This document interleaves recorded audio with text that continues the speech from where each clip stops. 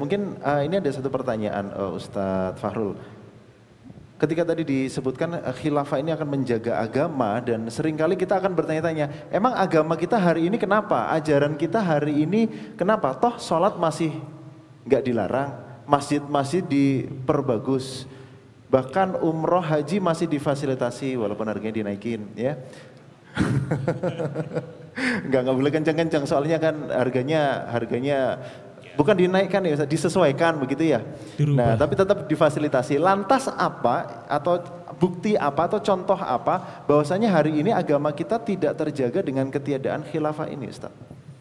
Tadi kalau yang hadir sejak awal mungkin bisa mengingat apa yang disampaikan oleh Al-Mukarram Ustadz Labib di tadi itu. Bagaimana beliau memberi banyak penjelasan tentang penerapan syariah secara kafah ya di bawah naungan khilafah. Kalau hari ini mungkin ada beberapa hukum yang diambil, terutama hukum-hukum private, tetapi hukum-hukum publik itu tidak diambil. Padahal disebutkan ya ayyuhalladzina amanu dukhulu fisilmi kafah.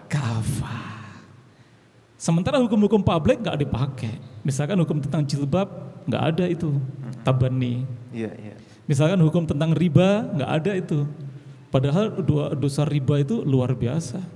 Hukum-hukum pajak, malah sekarang secara ekonomi, pondasi ekonomi kita dari pajak. Sementara pemungut pajak itu dilarang oleh Rasulullah. Maks atau maksi itu dosanya besar loh. Ada seseorang yang berzina, kemudian dia itu taubat.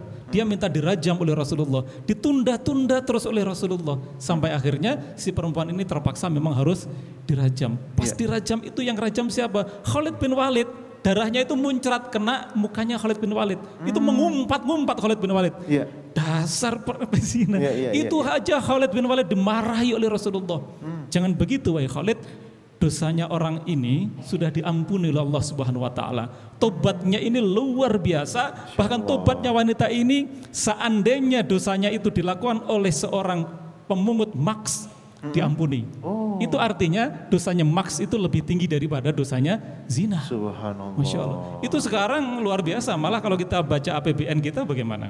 80% APBN kita bertopang dari pajak. Pendapatan kita 2.400 triliun, belanja kita 3.021 triliun, artinya ada defisit 600 triliun. Berarti tahun ini harus membayar defisit 600 triliun, plus cicilan 445 triliun, plus suku bunganya 441 triliun. Nah, yang pendapatan 2.400 triliun itu 2.000 triliunnya dari pajak, berarti kan 80% itu menopang APBN. Ini baru satu negara, kita bisa baca negara-negara yang lain.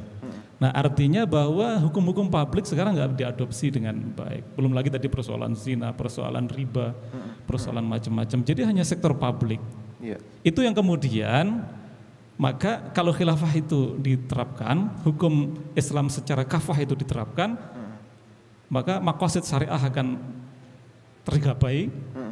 Terus kemudian menjaga agama tadi itu akan tercapai, khirasatiddin tadi itu. Dan sekaligus wasiasatid dunia. Itulah.